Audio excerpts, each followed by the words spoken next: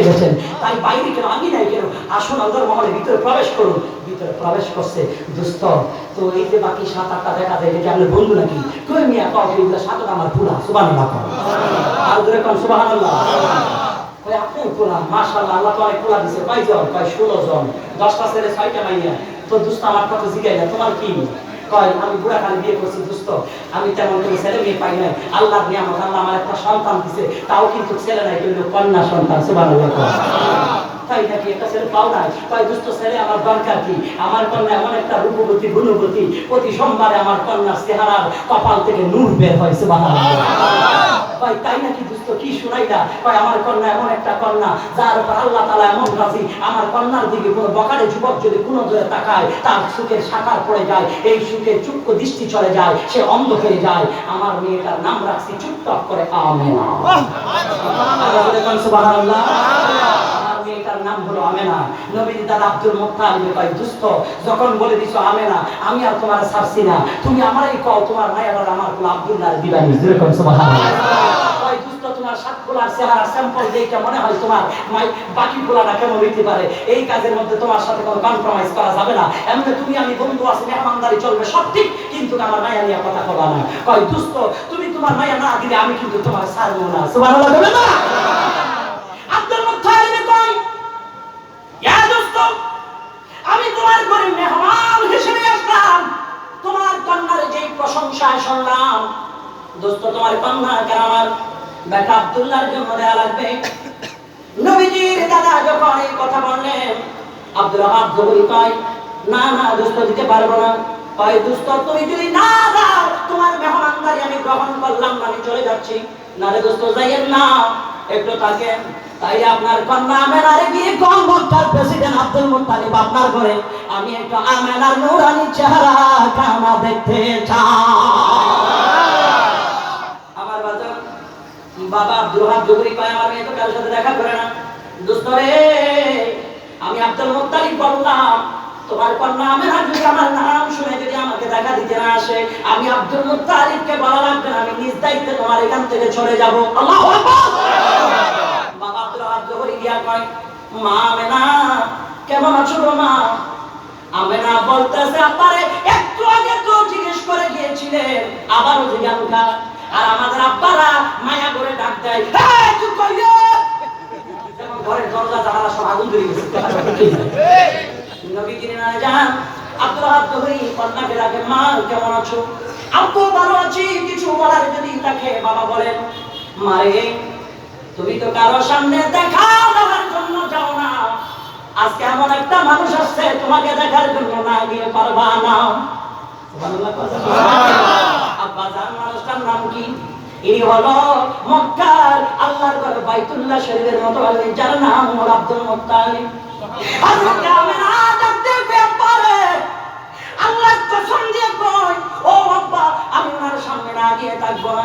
আমি আজকে অনেক দিন ধরে স্বপ্নে দেখতেছি আমার ঘরে আব্দুল মুত্তালিব আসবে, কারো সামনে না গেল আব্বা জান আমি আমেনা আব্দুল্লাহর সামনে চলে যাব। খেজুরের একটা প্লেট দাও বাবা, ও বাবা একটা পানির গ্লাস দাও। মা আমেনা খেজুরের প্লেট নিয়ে পানির গ্লাস নিয়ে আল্লাহর প্রিয় নবীর দাদা জান আব্দুল মুত্তালিবের সামনে যখন গেলেন, আব্দুল মুত্তালিব আমার নবীজির আম্মা জান হযরত আমেনার নূরানি চেহারার দিকে দেখার পর আব্দুল মুত্তালিব কই দোস্ত আব্দুল ওয়াহাব জহুরি আমি কিন্তু তোমার মাইয়া আমেনাকে ছাড়া যাব না। নবীজির নানা কয় না রে দোস্ত এটা হবে না। কয় দোস্ত কেন? কয় তোমার পুরা 7টার চেহারা সুন্দর নাই। নবীর দাদা আবার আবু তালেব ডাক দেয়া কয় বাবা আর দেরি করবি না, 7টা ভাই যা মক্কার দিকে একটা ঘোড়া সাজাইয়া নবদুলার পোশাক পরাইয়া আমার বেটা আব্দুল্লাহর মদিনার রাস্তায় নিয়া সবাই গেলেন। আল্লাহর হাবিবের নূরানি আব্বা জান হযরত খাজা আব্দুল্লাহকে সুন্দর করে সাজাইলেন। সাজানোর পরে মক্কার জমিনে ঘোড়া সাজাইয়া নবীজির বাবা যখন ঘোড়ার পিঠে বসেছে, মক্কার মানুষ বলে পূর্ণিমার চাঁদ আজকে মক্কার জমিনে নেমে গেছে। আল্লাহর নবীর আব্বা জানের নূরানি চেহারা এত সুন্দর ছিল, আরবের ভূখণ্ডে যখন যখন তিনি বের হতেন মক্কার রমণীরা জানালার পর্দা সরাইয়া সরাইয়া আল্লাহর নবীর বাবারে একটা নজর দেখে নিত। আমার নবীর আব্বা জান দিন নবীজির আম্মা জান আমেনার সাথে নুরানি সাদি মুবারক হলো। ওই দিন কিতাবের মধ্যে আল বিদায়ের মধ্যে লিখতেছে 100 জন নারী মক্কার জমিনে নবীর আব্বার প্রেমে পড়ে জান কুরবান দিয়েছে। এত সুন্দর। আমার নবীজির দাদা আব্দুল মুত্তালিবের কয়, এ দোস্ত আব্দুল রাহাব জুহরি, তোমার কন্যা আমেনা যেমন সুন্দর, আমার বেটা আব্দুল্লাহ কেমন সুন্দর তুমি জানোনি? আমার বেটা আব্দুল্লাহর চেহারা থেকে প্রতি সোমবার তোমার মেয়ের মতো নূর বের হয়। আল্লাহ কবুল করুক আমাদের, আমার সদ্যভাজন কাকাকে, আমার সালাউদ্দিন ভাইকে, আমার ওই ছোট ভাই রাইহান আসছে গিরিলের ভিতরে, আল্লাহ কবুল করুক, আমিন বলেন। আমাকে অনেক আদর করে, কারণ যারা রাজনীতির মাঠে আছে ওনাদের অনেক কাজ, বিভিন্ন জায়গায় সময় দিতে হয়, মাঝে মধ্যে আরো কত জায়গায় মধ্যে রাগ পোষা পরিবার। আমরাও যদি 3-4টা মাঠে করতে পারি আমার সব করে দিতে, কিন্তু আমি কিন্তু একটা সারা দিতে পারি না, খেপ মারবো একটা খেচ্ছা মারবো, কিন্তু কথা কোন ঠিক কিনা?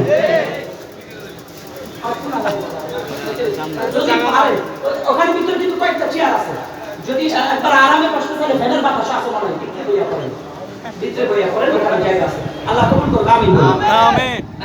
এখন নবীজির আব্বা জান আসবে, কথা বলছেন, সুন্দর করে নবীজির বাবাকে সাজাইলেন। যখন মদিনার দিকে রওনা হলো, আব্দুল রাহাব জুহরির ঘরের সামনে আসছে। এবার আমার নবীর দাদা কয়, এ বন্ধু, তুমি আর বইয়ের সঙ্গে ঘরের ভিতরে আঙ্গিরে বেরাও না, আমার পুরো আব্দুল্লাহরে এক নজর দেখো। সুবহানাল্লাহ বলবেন না? সুবহানাল্লাহ। ওরে বাবা, নবীজির নানা জান বেরাওয়ার পরে আল্লাহর হাবিবের আব্বা জানের চেহারা মুবারক যখন দেখছে, নবীর নানা কয়, দোস্ত তুমি এতক্ষণ আমার আব্দুল করে আমার মায়া চাইছো, এখন আমি আব্দুল রাহাব জুহরি, তুমি আব্দুল মুত্তালিবের কাছে অনুরোধ জানাই, তোমার বেটা আব্দুল্লাহ আমার ভিক্ষা এতক্ষণ এত করে কইছি, তুমি তো দেও না, এখন তুমি পাগল হয়ে গেছো কা? দোস্ত, পাগল আমি একদম কই না, পাগল আমি আমার আমেনা দুনিয়ার জন্য আসার পর থেকে ছিলাম। আমি প্রতিদিন আব্দুল্লাহর স্বপ্নে দেখতাম, আব্দুল্লাহকে সারা পৃথিবীর মধ্যে খুঁজে বেড়াইতাম। আমি আমার আমেনার আব্দুল্লাহর জন্য নির্ধারণ করে রাখলাম, ও বন্ধু আব্দুল মুত্তালিব, এই আব্দুল্লাহ যে আপনার ঘরে আসছে এটাই আমার জানা ছিল না। মুস্তাফদের কিসের? তাড়াতাড়ি দেন, তাড়াতাড়ি দেন।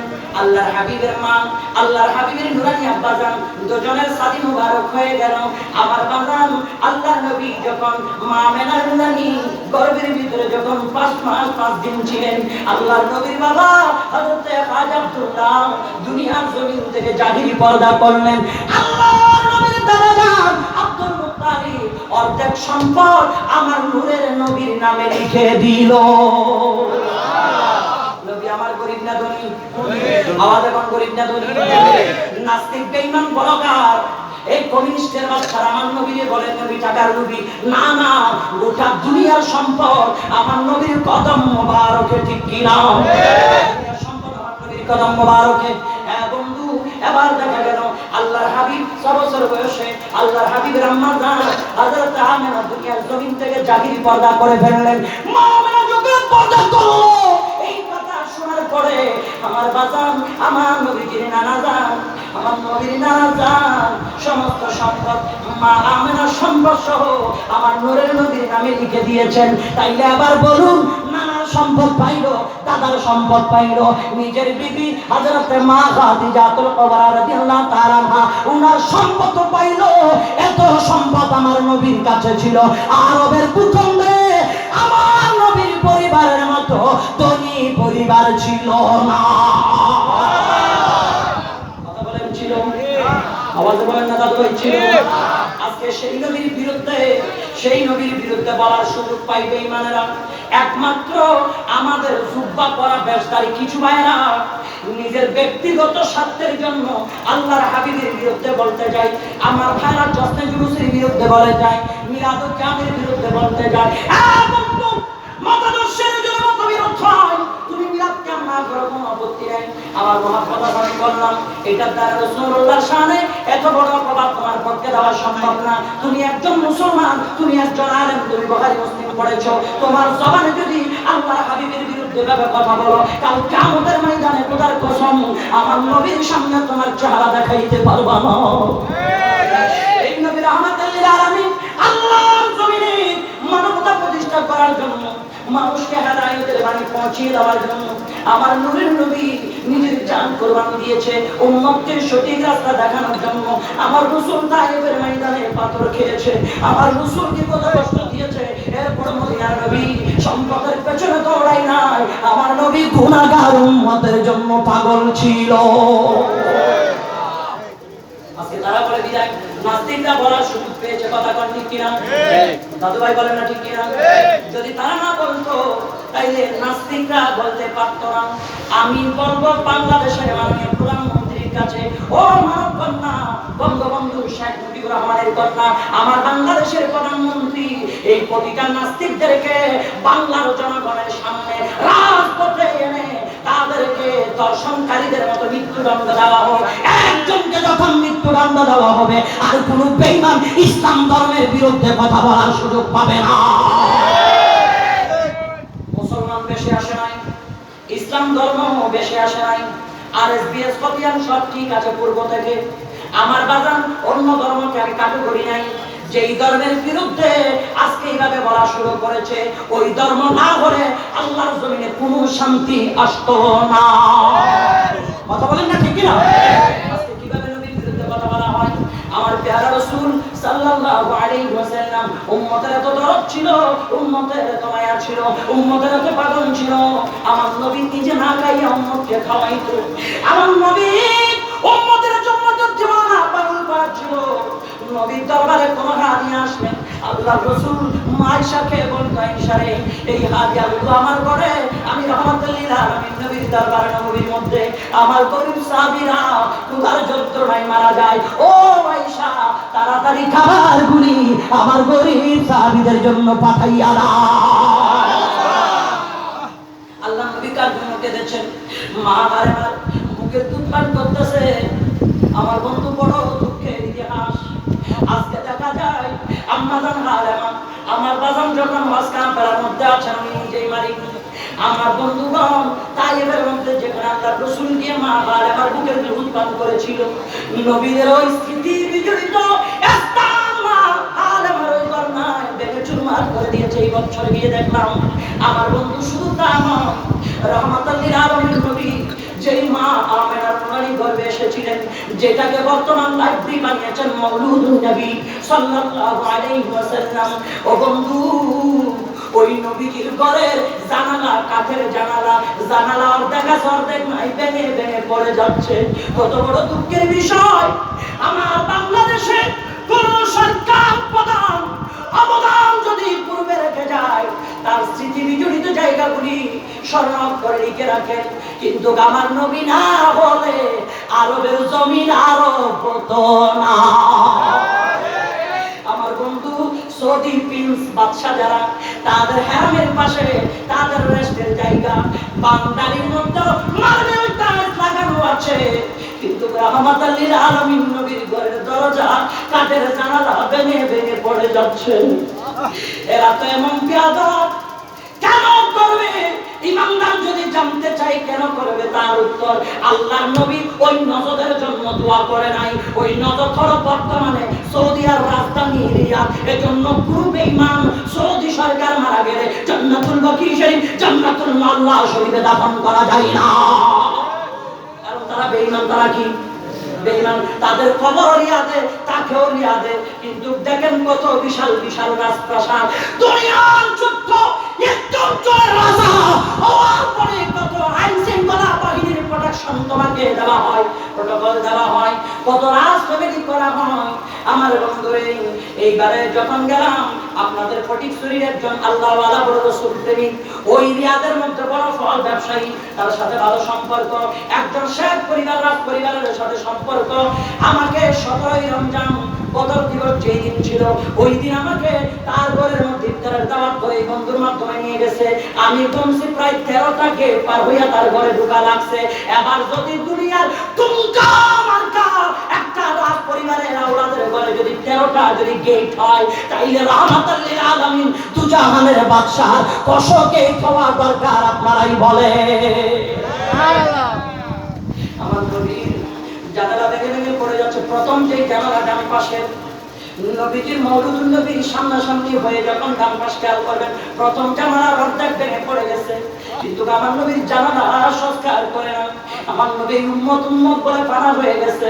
হালেমার বুকের দুধ পান করে মা হালেমা হঠাৎ করে রহমাতুল লিল আলামিন নবীজিকে ডান পাশের দুধ পান করায়া ঘুরাইয়া আমার নবীজির নুরানি নবুয়তের জবান শরীফ, আল্লাহর নবীর জবান শরীফ মা হালেমার বাম পাশের স্তনের মধ্যে যখন লাগাইতে চাইলেন, আল্লাহর নবী বলে, মা ও মা হালেমা, আমাকে আপনি এত ক্ষুধার্ত মনে করবেন না, আমার পেটে খাবারের ক্ষুধা নয়, ও মা আমার পেটে হলো গুনাহগার উম্মতের ক্ষুধা।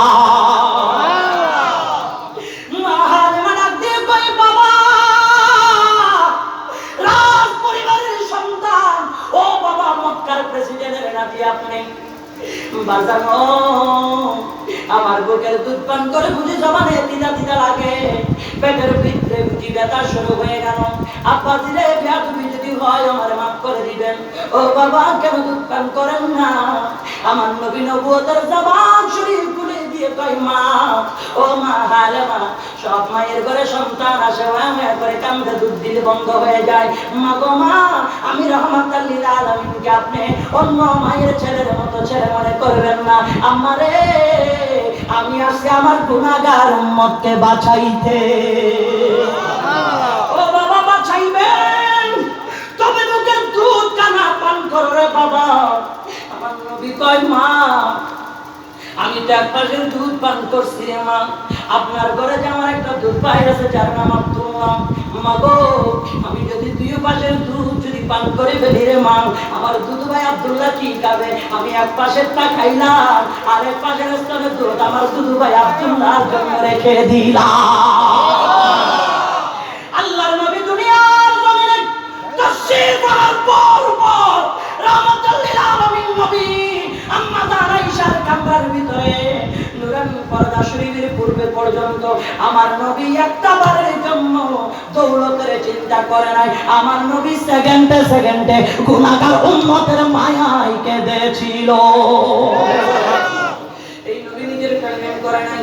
এজন্য আমার ভাইজানগণ, আল্লাহর প্যারা রাসূল সাল্লাল্লাহু আলাইহি ওয়াসাল্লাম এত বড় নিয়ামতের পাহাড়, এত বড় আদর্শের পাহাড়, तमाम পৃথিবীর মানুষগুলোকে আল্লাহ তাআলা ডাক দেয়া কয়, এ দুনিয়ার মানুষ, তোমরা যদি শান্তি চাও, মঙ্গল চাও, কল্যাণ চাও, আদর্শ চাও, লাকাদ কানা লাকুম ফি রাসূলিল্লাহি উসওয়াতুন হাসানা, উত্তম চরিত্র যদি চাও, আমার বন্ধু কামলিওয়ালার কদমে চলে যাও।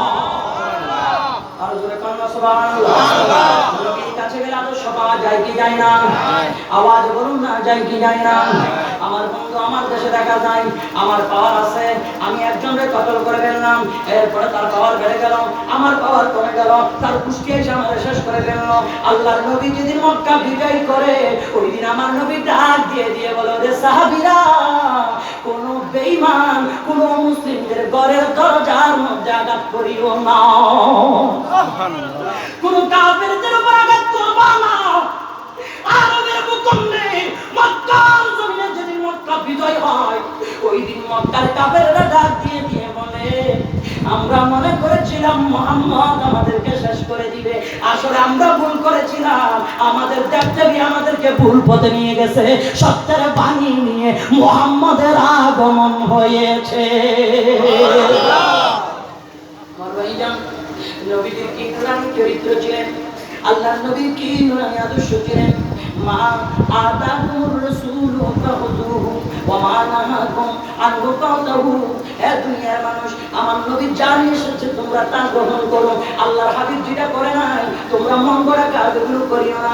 আল্লাহর নবী কোনদিন নিজের স্বার্থের জন্য মানুষের আঘাত করে নাই, মানুষের ক্ষতি করে নাই। ইয়া বন্ধু, একজন নবীর একজন ক্ষমতাশীল ব্যক্তি যদি তিনি না বুঝে আপনার উপর অত্যাচার করে, একটা সময় যখন প্রতিশোধ নেওয়ার মতো আপনার কাছে সামর্থ্য এসে যাবে, ওই টাইমে আপনি প্রতিশোধ না নিয়া ভালোবাসার হৃদয় কানা খুলে তাকে বরণ করে নেন, দেখবেন গোটা দুনিয়ার মানুষ আপনার জন্য পাগল হয়ে যাবে। এটা আমার কামলিওয়ালা নবীর আদর্শ ছিলেন। কথা বলেন না ঠিক কিনা? আল্লাহ নবী কোন আদর্শের কথা বলবো ভাইজান? আল্লাহ রাসূলের নুরানি কদম মোবারক থেকে মাথার চুল মোবারক পর্যন্ত, একদিন থেকে 63 বছর হায়াতে জিন্দেগি পর্যন্ত আল্লাহর প্যারা নবী সব সময় উম্মতদেরকে সঠিক শিক্ষা, কোরআনের শিক্ষা দিয়েছেন, ঈমানি দৌলত দিয়েছেন। আল্লাহর হাবিব কোনদিন অস্ত্র অন্যায় ভাবে ধরা দেয় নাই। অন্যায় করেছে তাকে বারণ করেছে, নিষেধ করেছে, মানে না। নিজের পিঠ যখন দেয়ালে থেকে যায়, দিনকে হেফাজতের জন্য তার সাথে মোকাবেলা করো, এটাই ছিল রাসূলুল্লাহর আদর্শ। ঠিক কিনা? আওয়াজে বলেন না ঠিক কিনা? বড় দুঃখের বিষয়, আজকের দিনে কক্সবাজার মহেশখালীর মধ্যে আমার সুন্নি মুসলমান যখন জশ্নে জুলুসের র্যালি করে, এই মহেশখালীর জমিনে আমার সুন্নি ভাইয়ের মাথা ফেটে দেওয়া হয়েছে।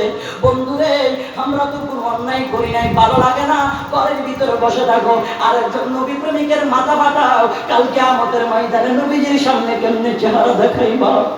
সে তো দুনিয়ার কোন রাস্তায় দেখলে তার স্লোগান দেয় নাই। ও বন্ধু, দুনিয়ার কোন রাজা মহারাজার স্লোগান দেয় নাই। যেই রাজার আগমন না হলে আল্লাহর জমিনে কিছু হতো না। ওই রাজার মহাব্বতে যখন গোলাম মাঠে নেমে যায়, এই গোলামের গায়ে আঘাত লাগাও নাই, আল্লাহর নবীর কলিজার মধ্যে আঘাত দিয়েছ। ঠিক কিনা? আজকের এই নুরানি বাগান থেকে আমার গোলামের রাসূল মুরব্বীরা, চট্টগ্রামের এই রাউজান, রামপুরিয়া, হাটাজারির বিভিন্ন অঞ্চলের মুরব্বী বাবারা, আপনারা একটা শপথ গ্রহণ করুন। প্রতিশোধ দিবেন ভালোবাসা দিয়ে, মারামারি দিয়ে প্রতিশোধ নয়। একজন মানুষকে ভালোবাসা দেন, এই ভালোবাসা দেখে ওই মানুষ আপনার পাগল হয়ে যাবে। ঠিক কিনা? ভাইজান, ভালোবাসা এখন কি বলবো, একজন আরেকজনকে কোন জায়গা থেকে দিবে। এখন দেখা যায় ভালোবাসা দেওয়ার জায়গা যেখানে, ওখানে পর্যন্ত ভালোবাসা নাই।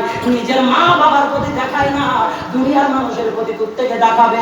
এরকম অবুঝ সন্তান আমাদের ভিতর আছে না? এমন সন্তান আছে নিজের মাকে ধাক্কা মেরে গাড় ধরে ঘর থেকে বের করে দেয়, নিজের বাবাকে বৃদ্ধাশ্রমে পাঠাই দেয়।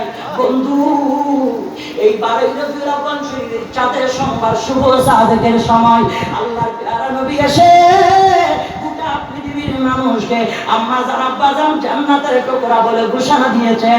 জান্নাতি মেহমান বলেছে, এই মেহমানকে সম্মান করার জন্য বলেছেন। নবী পাওয়ার পরে কেউ যদি মা বাবাকে খেদমত না করে, মাকে কষ্ট দাও, বাবাকে কষ্ট দাও, আল্লাহর জান্নাত তোমার কপালে জুটবে না। কথা বলেন জুটবে? আওয়াজ বলেন না জুটবে? ভাইজান, যেখানে রব্বুল আলামিন নিজেই বলেছেন, ওয়াকাদা রাব্বুকা আল্লা তা'বুদু ইল্লা ইয়্যাহু ওয়া বিল ওয়ালিদাইনি ইহসানা ইম্মা ইয়াবলুগান্না ইনদাকাল কিবারা আহাদুহুমা আও কিলাহুমা ফালা তাকুল লাহুমা উফফিন ওয়া লা তানহারহুমা ওয়া কুল লাহুমা কাওলান কারীমা। সুবহানাল্লাহ। বুঝাই দিতে আছে যে আপনি ছায়া দেন, আমরা বিরক্ত হয়ে গেছি না। বাজান, আমার আব্বাজান এখানে বসা, আমার অনেক উস্তাদ শুনতুন, আমার হুজুর এখানে বসা, সব আমার মুরব্বী। আমি আপনাদেরকে কষ্ট দেব না। আমাদের নূরে বাংলা ভাই যখনই আসবে, আমার ভাই মঞ্চে আসা মাত্র আমি ছেড়ে দেবো। এটা সুন্নিদের একটা আদব। কথা বলেন ঠিক কিনা? যে আমি আসলে আমার ছোট ভাই নাই ছেড়ে দিল না, এটা সুন্নিদের একটা আদব। আমরা উস্তাদদের সামনে, বড়জনদের সামনে কোনোদিন বেয়াদবি করি, এই শিক্ষা পাই নাই। আমরা মায়ের খেতে শিখেছি, মায়ের দিতে শিখি না। আমরা আদব দেখাইতে শিখেছি, বেয়াদবি করতে শিখি নাই। ঠিক কি? উনিও দেখা যাবে আল্লামা নুরি শাহ হুজুর আসলে তিনিও ছেড়ে দিবে। এভাবে ধারাবাহিক ভাবে সরকারের শান চলবে, নূরে নূরান্বিত হয়ে যাবে এই নুরকির চর, এই বজ্জাহালির জমিন। কথা বলেন ঠিক কিনা? এই নূর পুরা জমিন আমরা ছড়াই দেব, নূরে নূরান্বিত হয়ে প্রত্যেকটা মানুষের হৃদয়ে মদিনার বাতি জ্বলতে থাকবে। ঠিক কিনা? আমার বন্ধু, আল্লাহ তাআলা নিজেই তো ডাক দিয়ে বলেছেন, ওয়াকাদা রাব্বুকা আল্লা তা'বুদু ইল্লা ইয়্যাহু ওয়া বিল ওয়ালিদাইনি ইহসানা। সুবহানাল্লাহ। না হবে না, জোরে বলবেন সুবহানাল্লাহ। হয় না, আরো জোরে জোরে যদি সুবহানাল্লাহ না করেন, কারণ আমরা মুস্তানে পাঠ দিয়ে যাওয়ার সময় কবরবাসী সালাম দেয়, এরা সালাম শুনে ওনার পর উত্তর দেয়, কিন্তু আমরা শুনি না। কথা বল ঠিক কিনা? আমরা শুনি না। কিন্তু আপনারা তো আর গুরুস্থানের মানুষ না যে আমি বলি আপনারা শুনছেন উত্তর দেন না। উত্তর যদি না দেন তাই মনে করবো আপনারা কবরস্থানে কবর পাশে হয়ে গেছে। উত্তর দিবেন দয়া করে। রাজি আছেন তো ইনশাআল্লাহ? ইনশাআল্লাহ। ইমাম শের বাংলার জমিন ঠিক কিনা? এটা শের মিল্লাত আল্লামা নবী শাহ হুজুরের জমিন ঠিক কিনা?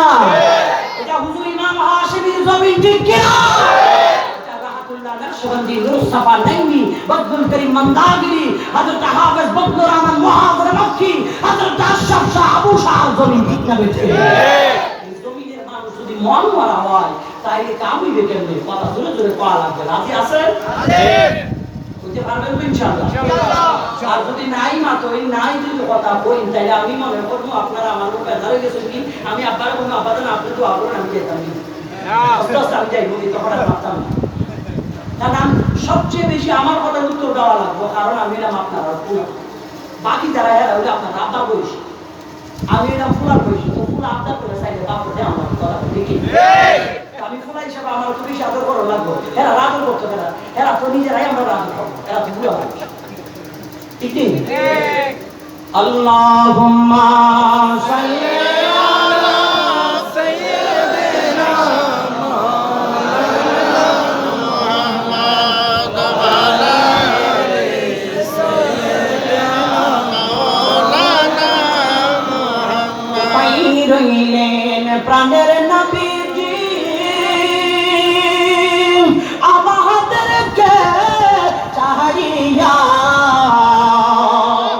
আপনি বিনে কিলাম হবে ভুবনে বাঁচিয়া।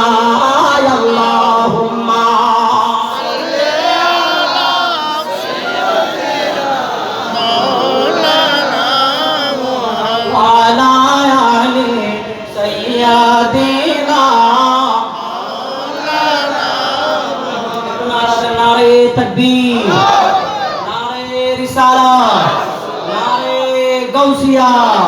বাংলা ভাইয়ের আগমন, নূরে বাংলা ভাইয়ের আগমন। সমস্যা নাই, একটা শব্দ না হয় বাদ দিছি, বাংলা তো ঠিক হয়ে আছে। আরে আমি জানি তো শুনি আব্বাজান আগে পড়ছে, উনি স্টেজে আসুক কিংবা নাস্তা করুক, আসা মাত্র চালবো, আমি 2-1 মিনিট বলে শেষ করবো। রাজি কারা নাই হাত তুলে দেখান। আপনারা রাজি নাই? যাক আলহামদুলিল্লাহ বলুন। আমাদের আল্লামা সৈয়দ মাহবুবুল হক আল কাদরি নূরে বাংলা সাহেব ইনি গেইটে, ওনাকে আপনার জায়গা করে দেন, উনি হয়তো ভিতরে ঢুকবে, আর যদি সুযোগ পায় স্টেজে আসতে পারেন, কোনো সমস্যা নেই। তা আমি শেষ করবো ইনশাআল্লাহ। এই কথাটা খেয়াল করবেন। হ্যাঁ শোনেন, আল্লাহ রাব্বুল আলামিন, আচ্ছা যাক না উনি ওনার মন চাইলে দিকে আপনার নাইডে করে দিবেন, সমস্যা নেই, যেদিকে আসতে দেন শুধু। আচ্ছা একটু দুরূদ শরীফ পড়েন ফাঁকে দিয়া কেচা।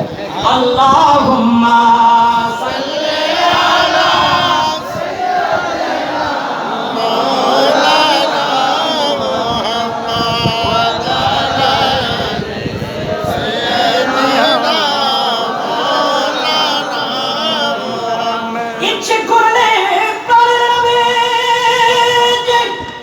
তাকে তো পড়তেন আরশে,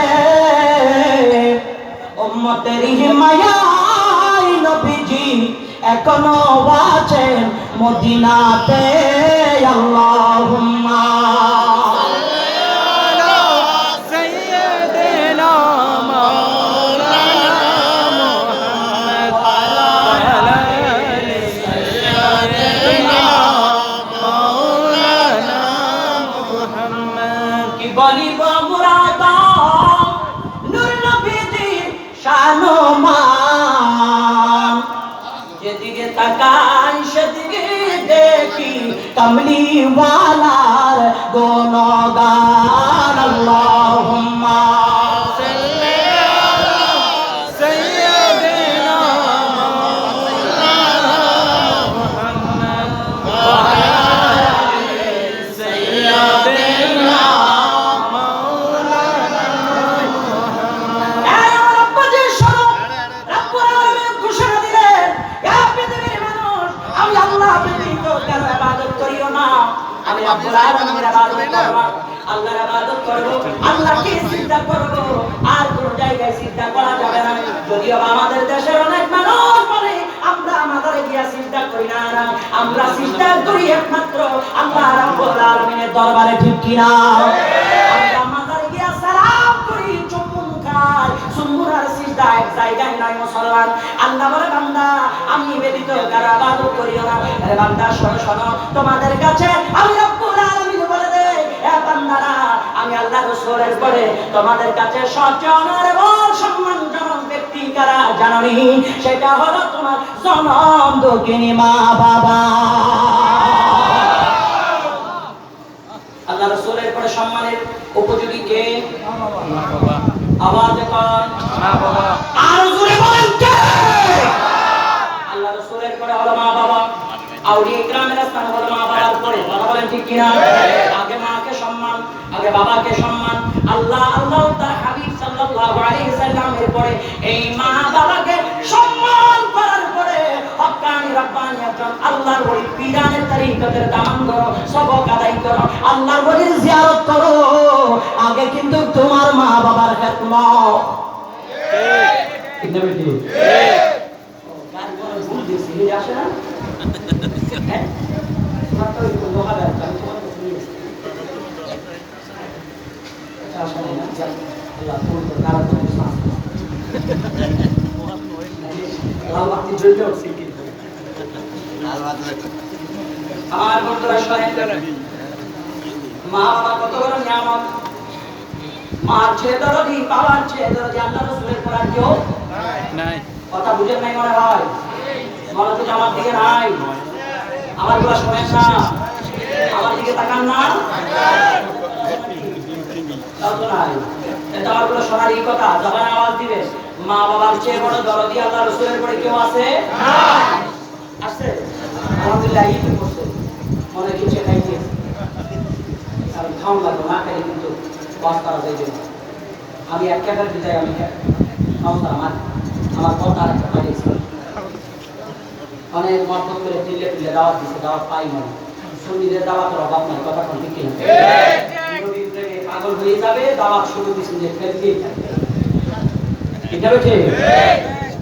আমার আব্বাজান তো আছে মাদ্রাসায় কাজীগিরি এবং মক্কাবালা, এরপরও তো বাসার বাজার পারে না, এরপরটাই কথা কোন ঠিক কিনা? আব্বা পড়াইতে গেছে, হুজুর আগামী বছর ওয়াজটা করে দিবেন, কথা বলে না? এবং দর্শক, মা বাবার কত বড় নিয়ামত। আল্লাহ তার রাসূল সাল্লাল্লাহু আলাইহি ওয়াসাল্লামের পরে মা বাবাই বড় দৌলত।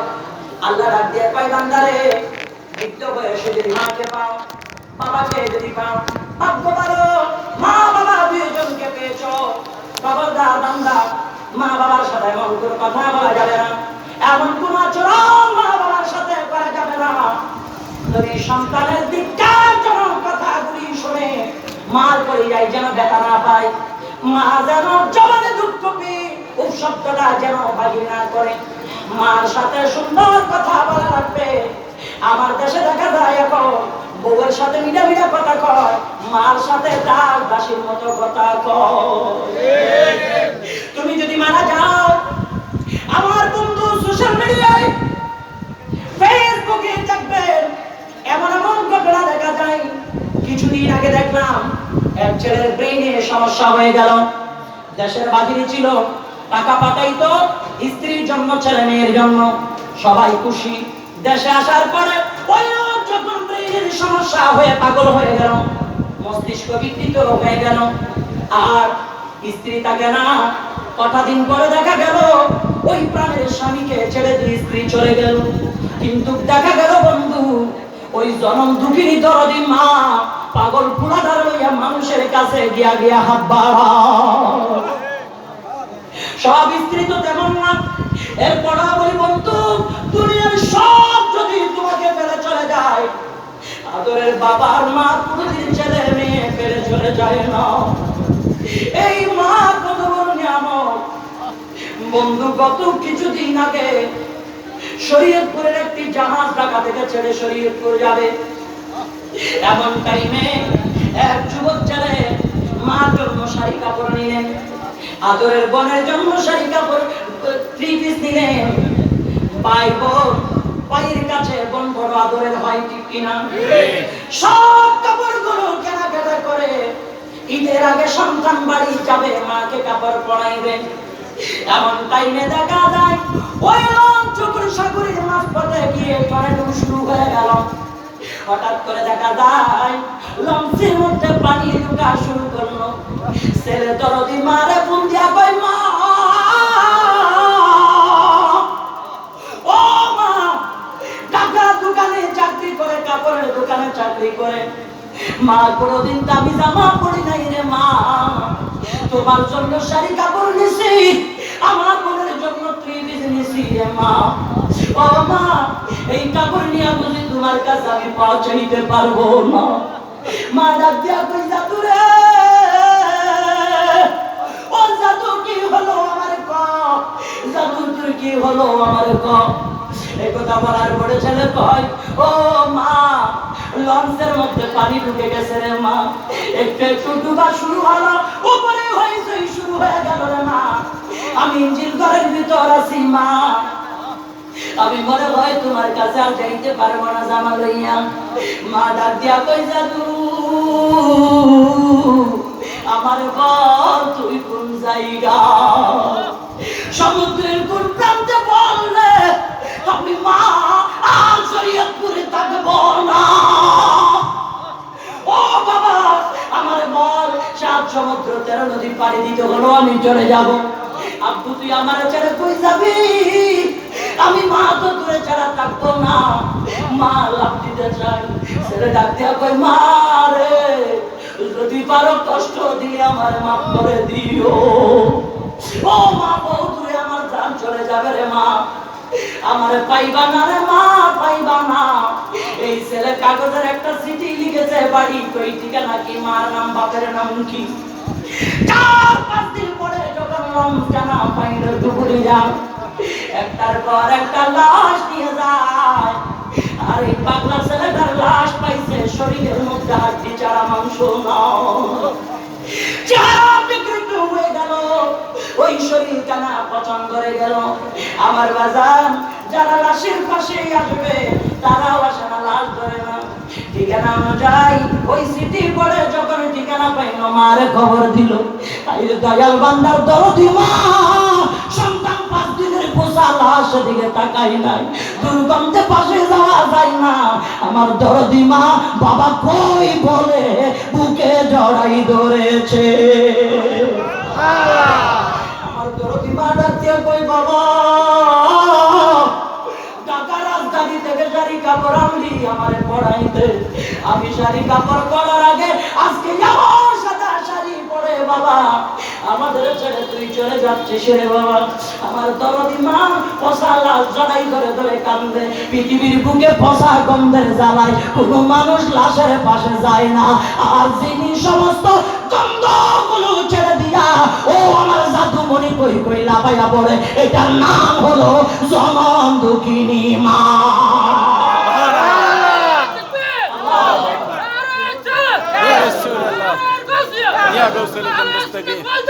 জিন্দাবাদ। এই মায়ের সমান কে হবে বন্ধু?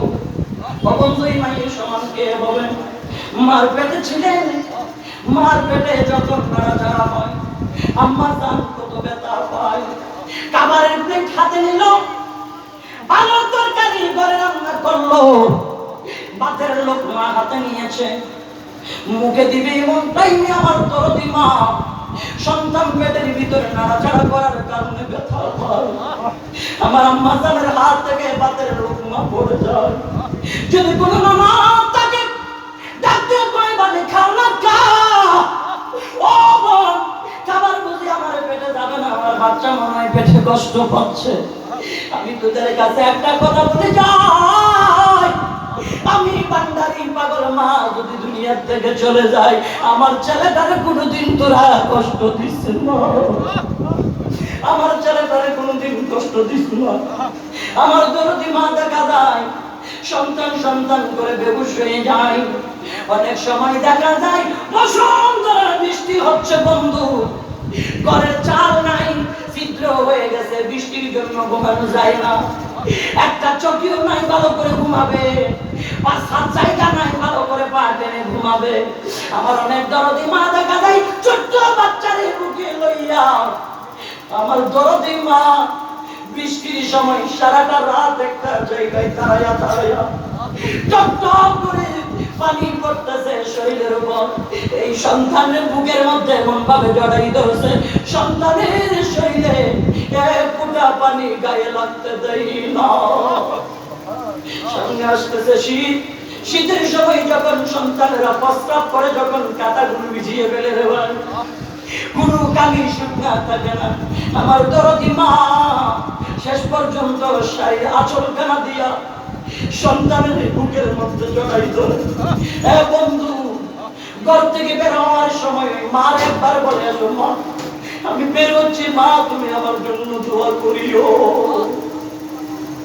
ছেলে কোথাও যদি বেড়াইতে যায়, নিজের স্ত্রী এত খবর রাখে না, বারবার আমার পাগলি মা টাইসা ঘরে কয়, বৌমা আমার পোলা ঘরে ফিরছেনি, আমার পোলা ঘরে ফিরছেনি। আজকে আমরা সেই মারে জাটকি দিয়ে কথা বলি। আল্লাহ বলে বলা তার দমক দিয়ে গরম ভাষায় জাটকি দিয়ে মায়ের কথা কইও না। ও বন্ধু, মায়ের তো বড় নিয়ামত, মায়ের তো বড় দৌলত। আমরা মাঠে ময়দানে যখন ওয়াজ করার জন্য যাই রে ভাই, মায়া করে এত খাবারের আইটেম তৈরি করে।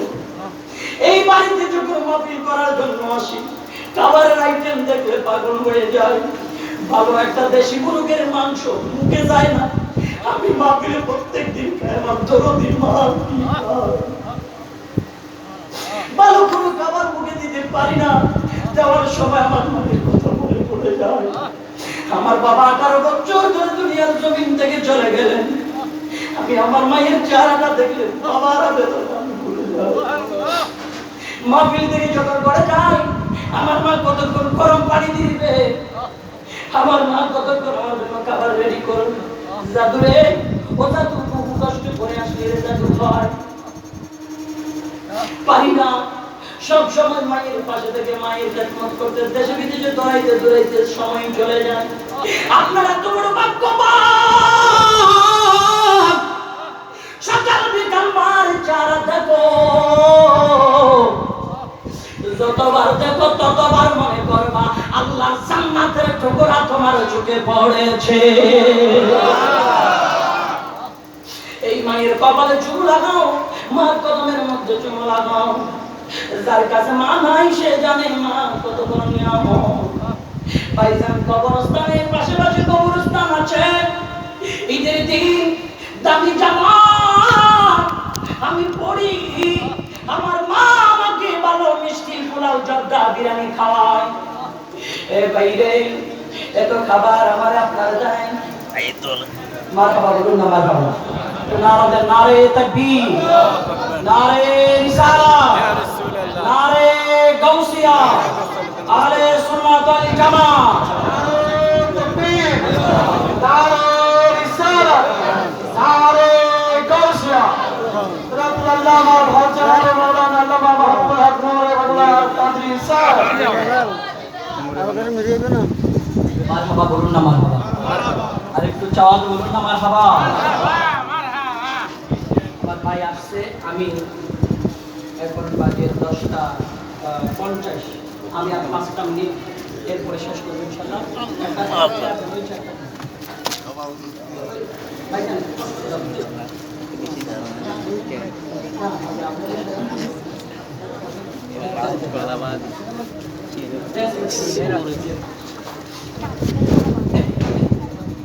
মিষ্টি ভাষায় মা বাবার সাথে কথা বলো, সুবহানাল্লাহ।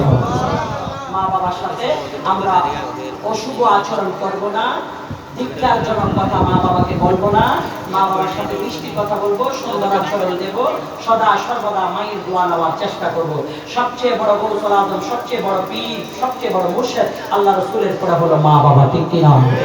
এই মা বাবাকে মন খুশি করে এরপর হক্কানি পীরানে তরিকতের দরবারে যান, মুর্শিদের কাছে যান, আল্লাহর ওলি জিয়ারত করেন। মাকে কষ্ট দিয়ে মাজারে গিয়ে কোনো লাভ নাই, কথা কোন ঠিক না? একদম শেষ বেলা এই খেদমতটুকু করবেন, আমি শেষ করে দিচ্ছি। আরেকটা ছোট্ট একটা কথা বলে শেষ করি আজকে।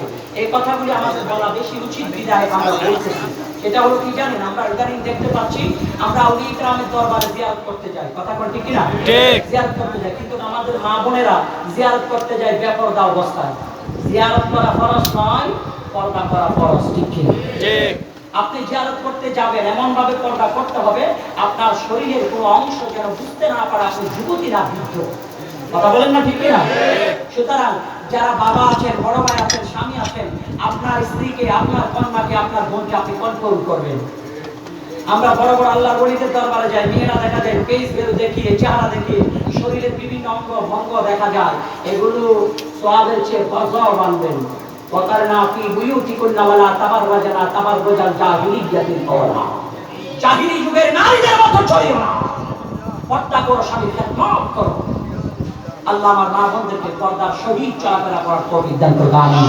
এবং বাংলাদেশে যত চ্যানেলে, টিভিসি এবং ৭১ চ্যানেলে যেই সমস্ত চ্যানেলে নারী পর্দার বিষয় নিয়ে, পোশাক নিয়ে বিভ্রান্তিমূলক বক্তব্য দেয়, প্রধানমন্ত্রীর অধীনে তথ্যমন্ত্রীর কাছে অনুরোধ, ওই সমস্ত সাংবাদিকদের সাংবাদিকতার লাইসেন্স যেন চিনিয়ে নেওয়া হয়, অবিলম্বে শাস্তির আওতায় যেন আনা হয়। কারণ তারা এইভাবে পোশাককে নিয়ে বিভ্রান্তিমূলক কথা বলা মানে আম্মা জান আয়েশার শানে আঘাত করা, ঠিক কিনা? মা খাদিজাতুল কুবরার শানে আঘাত করা। ১৬ কোটি মুসলমানের জমিনে এই সমস্ত মন গড়া কথা কোন মুসলমানের বাচ্চা সহ্য করবে না। জাগো মুসলমান, জাগো যুবক, জিহ্বা ঠেলে বের করে ফেলবা, আমার রাসূলের বিরুদ্ধে কথা বলার সুযোগ দেওয়া যাবে না। আল্লাহ তাআলা আমাদের সকলকে কবুল করো। আল্লাহ যদি বাছাই রাখে, দেখা হবে আগামীতে সুন্নিয়তের ময়দানে। ওয়া মা তাওফীক ইল্লা বিল্লাহ। আসসালামু আলাইকুম ওয়া রাহমাতুল্লাহ।